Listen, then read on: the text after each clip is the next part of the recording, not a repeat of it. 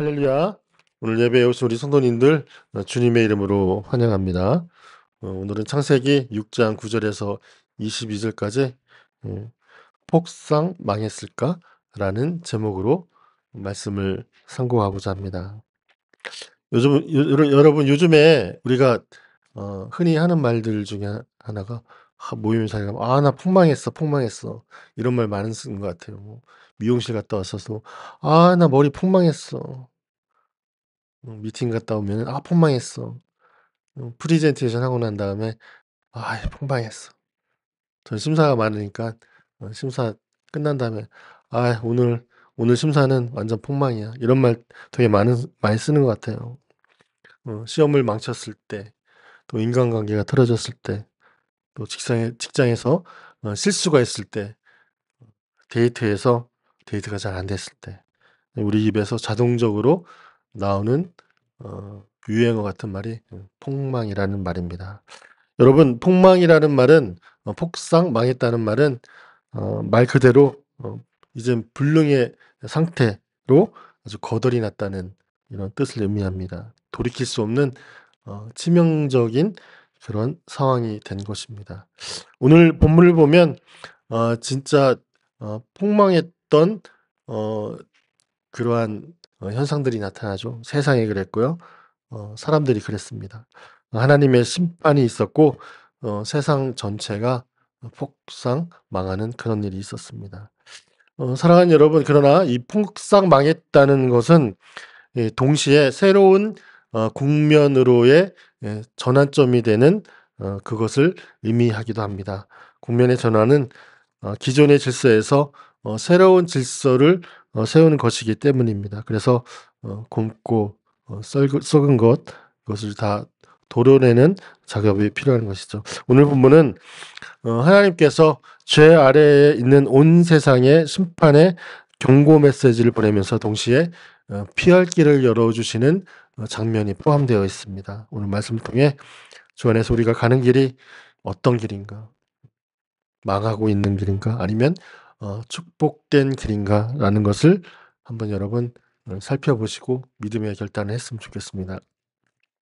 오늘 본문을 보면은 11절에서 13절을 보니까 망할 세상이 나옵니다. 망한 세상. 어떤 세상이 망한 세상입니까? 발전이 엄청나게 됐어요. 1절을 보면은 세상에 사람이 가득 찰 때라고 되어 있습니다. 사람이 땅 위에서 번성할 때. 인구도 많아지고 또 그 앞에 쭉 기사를 살펴보면은 문화적으로도 발전이 되고 여러 가지 기술들이 발전되고 있는 그러한 세상입니다. 이제 포악함이 동시에 가득했어요. 11절을 보니까 온 땅이 하나님 앞에 부패하여 포악함이 땅에 가득한지라라고 말씀하고 있습니다. 이 말은 폭력과 억압과 불의, 도덕적 행위가 굉장히 무너졌다는 것, 폭발한 행위들이 이 땅에 가득했다는 것을 말씀하고 있습니다. 노아의 시대에 역시 그 시대에도 도덕적인 붕괴가 있었고 영적인 타락이 있었던 시대, 그리고 사회적으로 폭력이 난무했던 시대가 바로 그 시대였습니다. 그래서 하나님께서 쫙 보셨어요. 세상이 어떠한가를, 얘네들이 어떻게 노나를 한번 쫙 보셨는데 어떻게 했다는 거예요? 땅이 부패했다. 땅에서 모든 혈육 있는 자의 행위가 부패하였다. 이렇게 판단을 하신 것이죠. 정말 죄로 인해서 심각하게 이 세상이 훼손되었구나라고 진단을 하셨습니다. 그래서 하나님께서 결단을 내리십니다. 내가 그들을 땅과 함께 멸하겠다라고 멸망을 선포한 것입니다. 폭삭 망한 거죠. 오늘날을 살아가고 있는 이 시대는 노아와 다를까요? 지난 시간에도 살펴봤지만 별반 다르지 않다는 것을 우리가 알 수 있습니다. 권력은 한 사람에게 집중되어서 정말 백성은 안중에도 없는 법을 만들어내고 있고 또 성경에 반하는 법들을 계속해서 창안하는 것 같아요. 계속해서 만들어내고 있습니다. 그리고 자기 이슈 장면을 위해서 배신을 밥 먹듯이 하고요. 또 악한 사람들이 정말로 잘 되는 것처럼 보입니다. 정직하게 살아가는 사람들, 땀 흘려서 수고하는 사람들이 정당하게 보상받고 그만큼의 대가를 받는 것이 아니라 정직한 사람이 오히려 손해를 보는 세상처럼 보여요. 도덕이 그리고 상식이 파괴된 세상처럼 보이는 게 바로 오늘날 우리가 살아가고 있는 그런 세상입니다. 이런 세상을 하나님이 보신 즉 어떻게 말씀하실까요? 우리의 생각에는 이 세상이 노아의 시대보다 훨씬 더 편리한 세상에 살고 있다고 생각을 합니다. 훨씬 더 번영한 세상, 발전된 세상을 살아가고 있다고 생각을 하고 있어요. 그래서 방법이 있겠지. 잘 되고 있어 라고 판단할 수도 있겠지만 그 내면을 들여다보시기 바랍니다. 세상에 보이는 현상과 세상에 보여지는 많은 것들의 그 이면을 보면은 여전히 하나님 앞에 죄로 인하여 부패하고 포악함이 세상에 가득하였다라고 하나님께서 진단하지 않으실까요? 그래서 죄로 묻는 이 세상을 심판하시기로 작정하셨습니다. 13절입니다. 하나님이 이르시되 모든 혈육 있는 자의 포악함이 땅에 가득함으로 그 끝날이 내 앞에 이르렀으니 내가 그들을 땅과 함께 멸하리라. 그 끝날이 내 앞에 이르렀다고 선포하십니다. 이제 이 땅은 제목 그대로 폭삭 망했습니다. 더 이상 돌이킬 수가 없어요. 방법이 없습니다. 인간으로서는 세상을 돌이킬 수 있는 방법이 전혀 없습니다. 인간의 전적 타락. 돌이킬 수가 없습니다. 그러나 동시에 새로운 국면이 시작되었어요. 8절을 볼까요? 8절. 그러나 노아는 여호와께 은혜를 입었더라. 노아가 어떤 사람이에요? 의인이요 당대의 완전한 자라. 그는 하나님과 동행하였다. 세상의 포악한 시대 하나님께서 보시기에 죄가 가득해가지고 부패했던 그러한 시대에도 하나님이 보시기에 동시에 한 측면에서는 하나님의 사람 한 사람에게 집중하셨다는 것을 볼 수가 있습니다. 하나님은 이 세상의 심판과 함께 새로운 국면으로서의 전환점을 누구와 함께 계획하셨습니까? 바로 노아였습니다. 노아. 하나님이 보니까 노아가 어떤 사람이었냐면 의인이요 당대의 완전한 자라. 로마서에 보면 의인은 없나니 하나도 없다고 말씀하셨지 않습니까? 그런 완전한 의인의 개념이 아니라 그 세상을 살아가는 사람들과 비교해 볼 때 하나님 보시기에 정말 얘는 괜찮아 했던 분. 하나님께서 그렇게 여겨주시는 거예요. 이신칭이라고 하죠. 의인으로 여겨주시는 거예요. 노아는 하나님이 보시기에 그 당시에 살아가던 사람 중에 의인으로 여겨주셨던 거죠. 그리고 당대의 완전한 자라. 하나님의 말씀에 귀를 기울이고 순종하려고 하고 예배의 삶을 살았던 그런 노아를 보고 하나님께서는 그렇게 판단을 하셨고 그는 하나님과 동행하였다고 말씀하셨습니다. 에녹과 같이 하나님의 말씀에 기울이고 하나님의 말씀에 순종하면서 세상을 바라보지 아니하고 오직 하나님과 함께 그 말씀을 따라 살아가려고 하는 그런 마음이 노아 안에 있었다는 것을 우리가 알 수 있습니다. 저와 여러분도 하나님께 이러한 판단을 받았으면 좋겠어요. 이 시대가 아무리 부패하고 썩었더라도 하나님께서는 은혜 입은 사람들을 찾아보겠습니다. 저와 여러분들은 당대의 의인이고 완전한 자라고 하나님께서 칭찬해 주셨으면 좋겠어요. 우리의 심령이 늘 하나님과 동행하는 그런 마음과 행동이 나타났으면 좋겠습니다. 그런 사람이 되기를 주님의 이름으로 축복합니다. 망하는 시대에도 하나님께 은혜를 받는 자는 반드시 있기 마련입니다. 하나님께서 보신 거는 노아가 그렇게 잘나고 어떤 점을 노아의 어떠함을 보신 게 아니라 그의 삶의 태도죠. 방향이에요. 항상 세상과 반대되는 방향으로 살아갔고 오직 하나님을 바라보는 그러한 믿음의 삶을 살아갔습니다. 그 길의 끝에는 믿음의 결국은 뭐예요? 믿음의 결국은 구원이죠. 베드로 서에서 이렇게 말씀하고 있습니다. 믿음의 결국 노아는 구원을 얻는 그러한 하나님의 은혜의 사건이 나타났습니다. 자, 이러한 노아를 하나님께서 택하셨어요. 그리고 명령을 하십니다. 너는 고페로 나무로 너를 위하여 방주를 만들라. 14절이죠.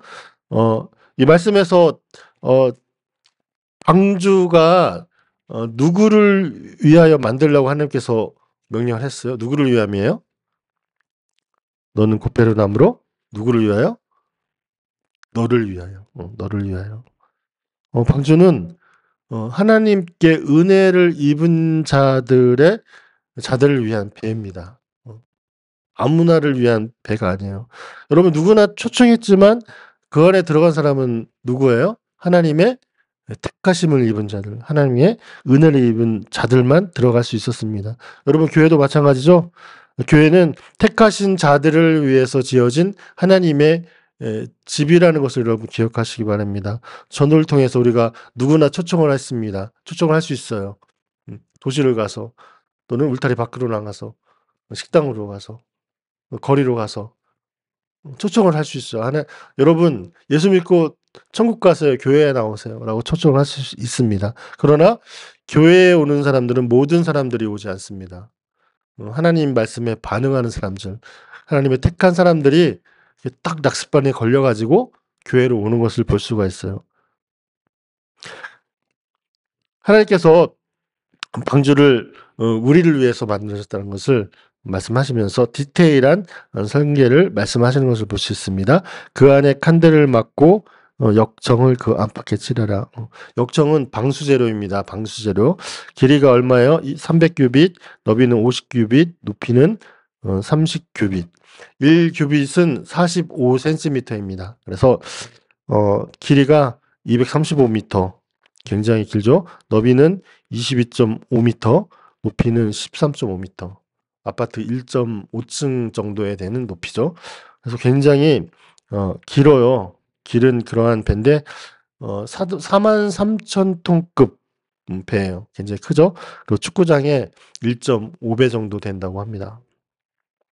이러한 커다란 방주 속에 노아와 노아의 가족들 그리고 하나님이 창조된 창조물들 한 쌍씩 이렇게 들어가는 것을 명령을 하셨습니다. 배의 특징을 살펴보면은 첫 번째 특징은 배에 달려있는 것이 일반적인 배에 달려있는 것이 키와 돛이죠. 그리고 옛날에는 노를 저어서 했고 요즘 모터를 달아서 하지만 키나 돛이 없습니다. 이 말은 이 배가 항해용이 아니라는 거예요. 여러분 나침반과 키가 없어 방향을 알 수도 없고 마음대로 운항을 할 수 있다 없다? 할 수가 없습니다. 방주 안에 있는 사람들은 자신들의 힘으로 갈 수 있는 곳이 아무것도 없었습니다. 그렇다면 승선한 사람들의 운명이 누구에게 달려있다는 것을 말씀하고 있는 거예요. 바로 하나님께 그 방주의 운명이 달려있다라는 것입니다. 바람 부는 대로 파도가 치는 대로 방주가 이리저리 흔들리면서 하나님이 원하신 목적지에 도착을 하는 거예요. 마치 오늘 우리가 찬양을 했잖아요. 굉장히 긴 찬양인데 태어나서 이렇게 긴 찬양을 처음 불러봤어요. 계속 들어봐가지고 의미 알아가지고 한 거지. 생후 3개월 된 모세를 담은 갈대상자죠. 갈대상자. 거기에도 역청을 발랐죠. 역청을 발라가지고 방수를 했어요.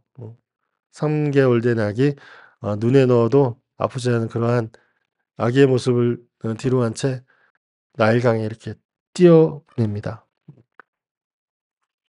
요즘 같으면은 무인 갈대 상자를 만들었을 것 같아요. 그래서 이렇게 조종해가지고 바로 그 공주가 있는 거기에 딱 도착할 수 있을 거라고 상상은 할 수 있는데 그때는 그런 것도 없었어요. 그저 강이 흘러가는 대로 바람이 부른 대로 흘러가는 대로 이렇게 갈 수밖에 없는 그런 운명. 근데 상자가 어디로 흘러가고 있었습니까? 애굽의 공주의 눈앞으로 도착을 하게끔 하나님께서 내비게이션을 달아놓은 것이죠. 여러분 또한 방주는 하나님의 말씀대로 만들어져야만 됩니다. 교회도 마찬가지죠. 교회는 하나님의 말씀을 기준으로 해서 운행을 해야 됩니다. 그런데 특이한 현상들이 나타납니다. 우리 교회는 아직 작아서 그러한 일들이 없지만은 교회에 다양한 직종들이 이렇게 직종들의 성도들이 모여 있습니다. 그리고 어떤 성도들은 이렇게 말을 해요. 회사의 대표들은 회사의 운영 방식대로 교회를 운영하려고 하고, 또 의사들은 병원 운영하는 방식대로 운영하라고 하고, 군인들은 군대식으로 운영한다고 해요. 그래서 말이 엄청 많아요. 저번에 어떤 지인하고 통화를 하는데 어 아무튼 목사님의 가정이 목회를 안 하시고 그 교회에 두 가정이 이렇게 나타난다고 해요. 그러면은 그 교회에 하나님께서 허락하신 말씀대로 교회가 운영돼야 되는데 정말 자기의 생각대로 다시 목회자를, 담임 목사를 훈계하고 하는 그런 현상들이 나타난대요. 대교회는 또 대교회대로 자기 방식대로 목사님 왜 이렇게 하시냐고. 물론 목회자의 잘못도 있겠지만 자신의 생각과 자신의 하던 방식이 드러나는 그러한 교회들이 많이 있는 것을 볼 수가 있습니다. 그러면 교회에 문제가 생기기 마련이죠.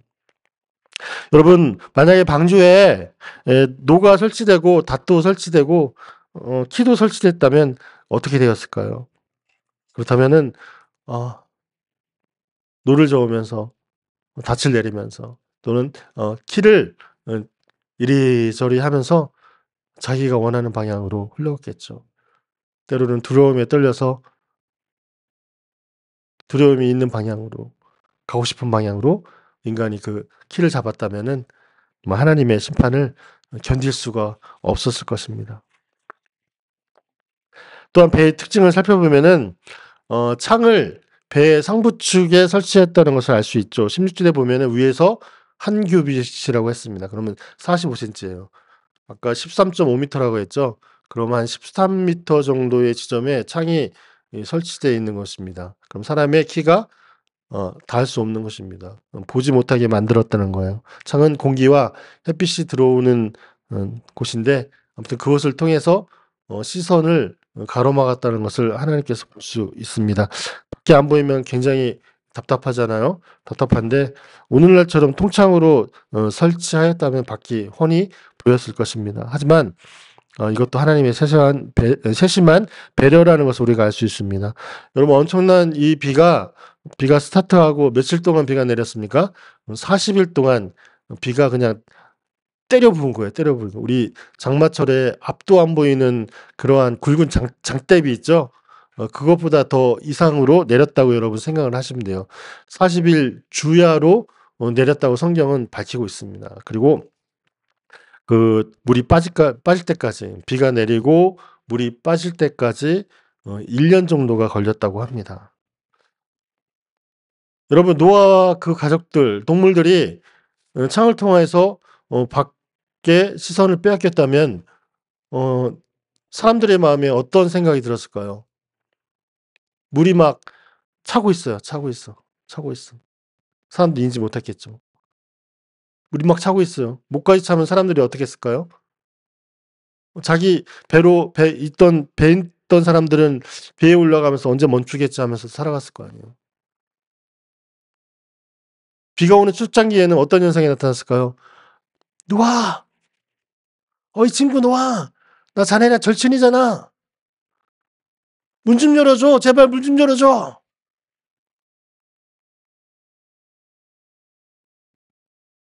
부자는 그랬을 것 같아요.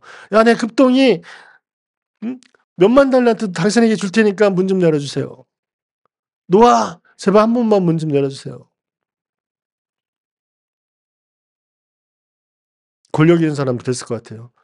"야, 놓아. 문 안 열려면은 너를 엄청난 이 화살로 공격할 거야.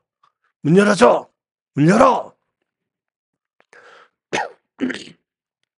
초창기에는 이런 일이 벌어졌겠죠. 그러나 시간이 지나고 수면에 잠겼으면 어떻게 됐을까요? 주변에 시체가 둥둥 떠다니고 부패한 시체들,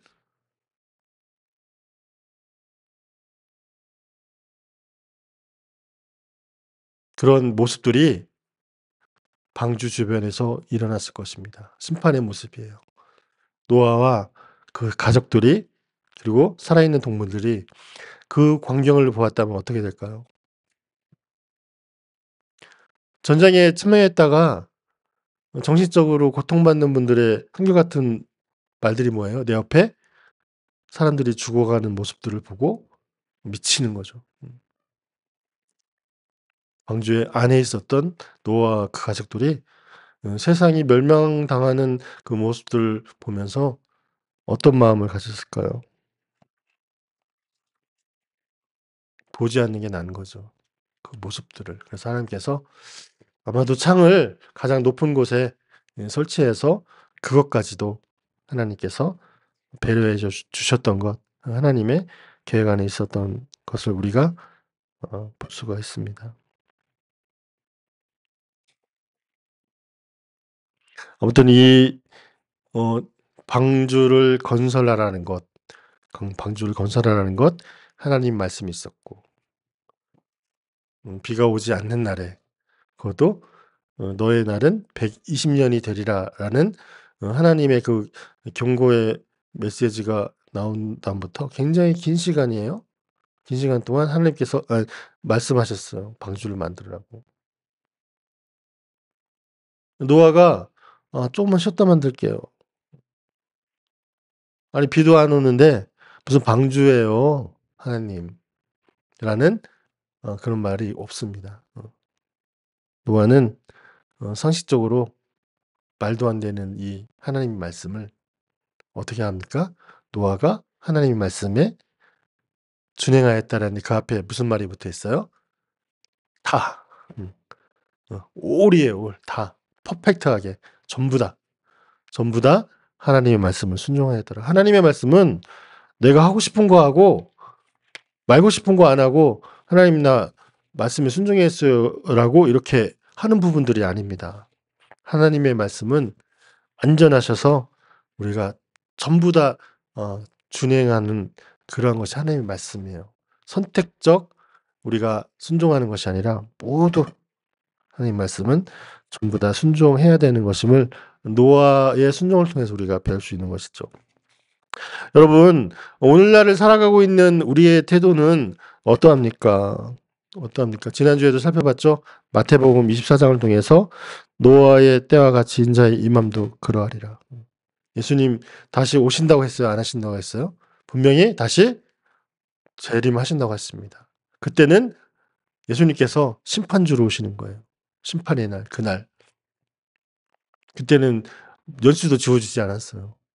그날이 도적같이 온다고 했습니다. 때와 시를 알 수 있는 사람이 없지만 이 말세된 세상을 살아가면서 예수님께서 승천하실 때 우리에게 말씀하신 거예요.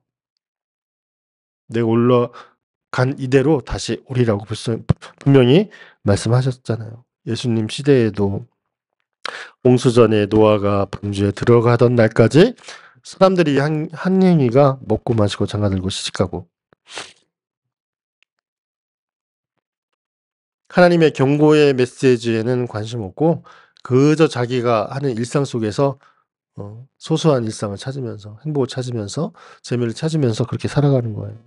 근데 홍수가 나서 그들을 다 멸하기까지 깨닫지 못한다고 말씀합니다. 비가 오는데도 홍수가 나는데도 깨닫지 못하고 그냥 죽어가는 거예요. 예수님 온 것도 그렇다고 말씀하고 있어요. 인자의 임함도 이와 같으니라. 오늘날도 마찬가지잖아요. 예수님이 딱 재림하시는 그날까지 사람들의 모습을 그려놓으신 거예요. 그때까지 하나님의 말씀에 대한 경외심도 없고 경고에 대한 그러한 마음가짐도 없고 그 심판의 메시지를 그냥 터부시하는 거죠. 사람들이 먹고 마시고 장가가고 시집가고 그냥 일상 속에서 그저 세상이 하는 것만 바라보고 세상에서 행복을 찾고 세상의 가치관을 따라 사는 그러한 일들이 예수님이 오실 때까지 그렇게 살아가는 거예요. 여러분 밖에 가서 예수 믿고 천국 가세요. 회개하세요. 천국이 가까이 왔습니다. 예수님 곧 오십니다. 라고 전도하면 반응이 어떻습니까? 또 종교에 미친 사람 하나 또 왔네. 이러한 반응들. 그리고 자기의 일상을 걸어갑니다. 노아의 시대나 예수님 시대나 오늘날 살아가는 우리의 시대나 동일합니다. 성경이 하나님 말씀이라고 하면은 성경을 아직까지 믿어? 이거 언제적 이야기야? 신화 아니야? 아유 고리타분해. 이러한 반응들. 하나님 뜻대로 사는 게 뭔데? 그래서 내가 이익이 되는 게 뭔데? 교회 안에서조차도 그런 일이 있죠. 예배 드리는 게 우선이야? 일요일 날 할 일이 얼마나 많은데 라고 하면서 교회 다니는 성도들을 그리스도인들을 비꼬죠.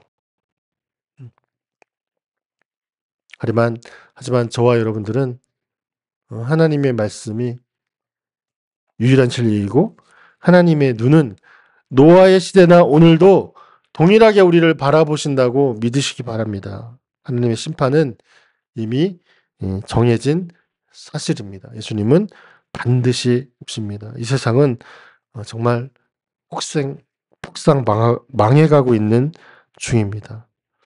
진짜 살아남는 인생은 하나님의 말씀에 순종하는 자이죠. 저와 여러분 하나님의 은혜를 입은 사람들이 되시길 바랍니다. 여러분 1994년이죠. 1994년 10월 21일이네요. 이때 한국에 엄청난 사건이 있었습니다. 외신에도 엄청나게 보도가 됐는데 서울에서 다리가 그냥 스판이 그냥 뚝 떨어졌어요. 어딘지 아시죠? 성수대교. 성수대교 붕괴된 사건이 있었습니다. 출퇴근 시간에 발생한 사건이라 32명이 목숨을 잃고 17명이 부상을 당했다고 합니다. 이미 성수대교는 오래전부터 균열이 있었고 그로 인해서 위험 신호가 계속 있었다고 합니다. 고쳐야 되는데 전문가들이 경고했는데 그 보수와 점검이 이루어지지 않았다는 사실을 드러났죠.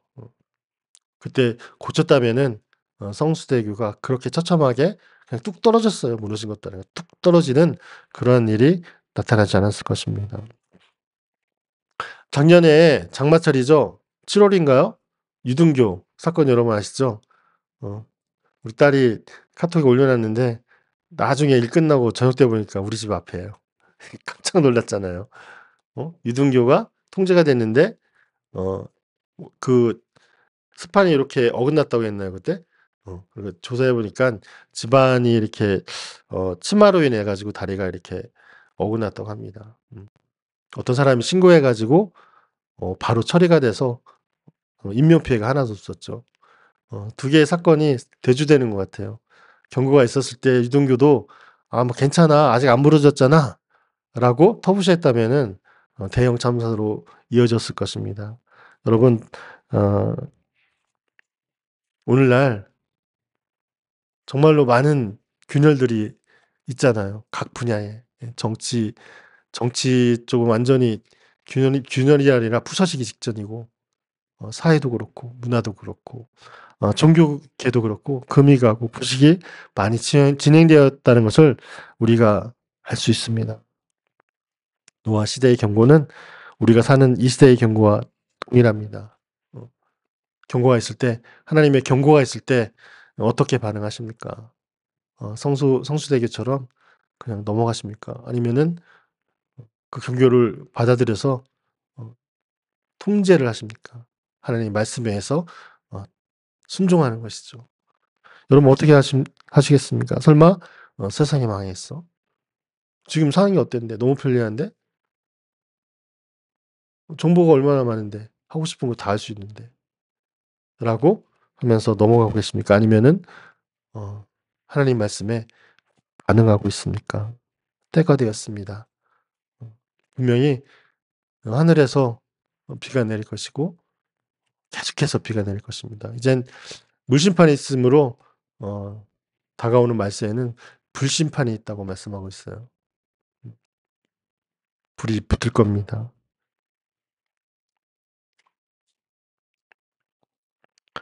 여러분 회개하라 천국이 가까워 있느니라. 주님이 경고의 말씀을 하셨고 천국에 들어갈 수 있는 사람, 회개하는 자들, 믿음으로 회개하는 자들, 거듭나는 자들 분명히 하나님께서 구원해 주신다고 말씀하고 있습니다. 주님 분명히 다가올 미래에 반드시 오십니다. 너무 늦지 않기를 바랍니다. 지금 이 시대에서 우리에게 필요한 건 세상이 좋아서 세상을 추구하는 것이 아니라 노아처럼 하나님과 동행하는 삶, 하나님과 함께하는 삶, 하나님을 따라가는 그런 삶을 하나님께서 원하시고 계신다는 것을 여러분 기억하십니다.